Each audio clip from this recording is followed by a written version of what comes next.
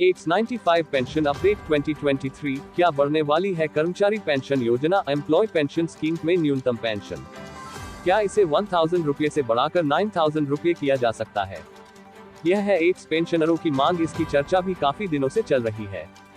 मामला supreme court में है, लेकिन फैसला स्वायत्त निकाय यानी ईपीएफओ को ही लेना है। उम्मीद है कि कर्मचारी पेंशन योजना पेंशन फंड में बढ़ोतरी संभव है। संसद की स्टैंडिंग कमेटी ने भी इस पर अपनी सिफारिशें दी है। अब चर्चा हो रही है कि ईपीएफओ की अगली बैठक सेंट्रल बोर्ड ऑफ ट्रस्टीज की बैठक में इस पर कोई निष्कर्ष निकाला जाए। कर्मचारी पेंशन योजना एम्प्लॉय पेंशन स्कीम के संबंध में ईपीएफओ ने 16 नवंबर 2021 को होने वाली central board of trustees CBT की बैठक के लिए सर्कुलर जारी किया है। ईपीएफओ बोर्ड में शामिल होने वाले कर्मचारियों को भी एजेंडा बताया गया है। हालांकि एजेंडा क्या होगा, इसे सार्वजनिक नहीं किया गया है। उम्मीद की जा रही है कि लंबे समय से चल रही कर्मचारी पेंशन योजना पेंशन फंड में मिलने वाली न्यूनतम एज पेंशन पर फैसला हो सकता है। न्यूनतम पेंशन पेंशन फंड को 1000 रुपये से बढ़ाने की मांग की जा रही है। 16 नवंबर को श्रम मंत्री भूपेंद्र यादव की अध्यक्षता में इस पर चर्चा हो सकती है। मार्च 2021 में संसद की स्थायी समिति ने कर्मचारी पेंशन योजना एम्प्लॉय पेंशन स्कीम में न्यूनतम पेंशन की राशि को 1000 रुपये से बढ़ाकर 3000 रुपये करने की सिफारिश की थी।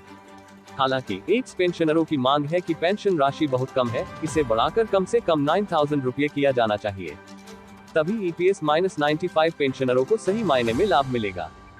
ईपीएफओ बोर्ड के सदस्य और भारतीय मजदूर संघ के महासचिव ब्रजेश उपाध्याय के मुताबिक 5 राज्यों के हाई कोर्ट ने पेंशन को मौलिक अधिकार माना है। इसकी सीलिंग को लेकर मामला सुप्रीम कोर्ट में लंबित है। सीलिंग हटा दी जाए तो इस कर्मचारी पेंशन योजना एम्प्लॉय पेंशन स्कीम का लाभ पेंशन में मिलेगा। हालांकि यह मांग की जा रही है कि कर्मचारी की सेवानिवृत्ति से ठीक पहले मिलने वाले अंतिम वेतन के हिसाब से एट्स पेंशन पेंशन फंड तय की जानी चाहिए। वहीं श्रम मंत्रालय ने ऐसा करने में असमर्थता जताई है, लेकिन 16 नवंबर को होने वाली बैठक में इस पर चर्चा हो सकती है।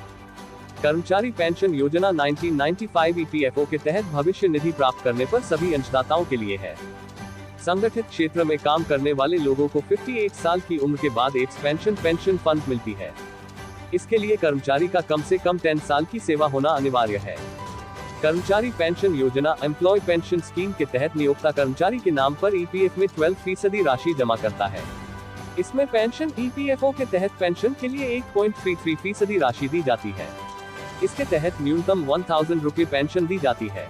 योजना में विधवा पेंशन, बच्चों की पेंशन की सुविधा उपलब्ध है।